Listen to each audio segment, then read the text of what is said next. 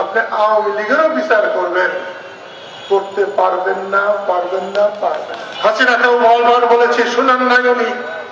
ওনাকে আমি মায়ের মতো সম্মান করি, আর আপনারা জানেন আমি মায়ের জন্য কি করতে পারি, এটা বাংলাদেশের মানুষ জানে, টাঙ্গাইলের মানুষ জানে।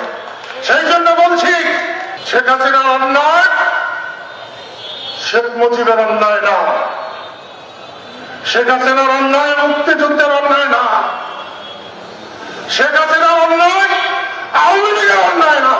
যে আওয়ামী লীগ জন্ম দিয়েছে মৌলানা ভাসানী, যে আওয়ামী লীগ জন্ম দিয়েছে শামসুল হক, সেই আওয়ামী লীগের অন্যায় নয়। তাই হাসিনার বিচার করবেন বলে আপনি আওয়ামী লীগেরও বিচার করবেন, করতে পারবেন না, পারবেন না, পারবেন। আইয়ুব খান পারে নাই, ইয়াহিয়া খান পারে নাই, আপনারা এটা করবেন কেন? আওয়ামী লীগের যারা দোষী, যারা অন্যায় করেছে তাদের বিচার করেন, কোর্টে নেন। সবাই আওয়ামী লীগের দোষর, স্বৈরাচার, তাহলে কি আপনারা আমের আচার?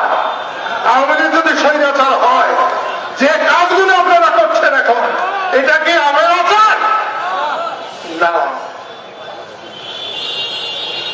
শেখ হাসিনাকে আমি রাজনৈতিক ভাবে কখনো সমর্থন করি নাই, কারণ শেখ হাসিনা মনে করতেন দেশটা তার বাপের, আর আমি মনে করি আমি দেশের সেবক, বঙ্গবন্ধু দেশের সেবক, আমিও দেশের সেবক।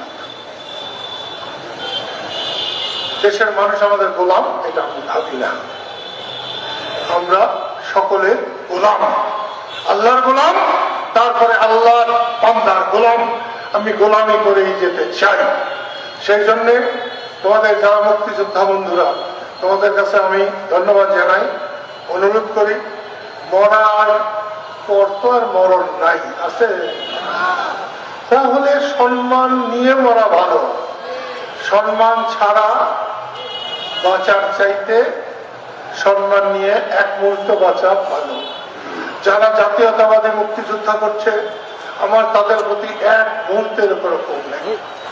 100 জন করে।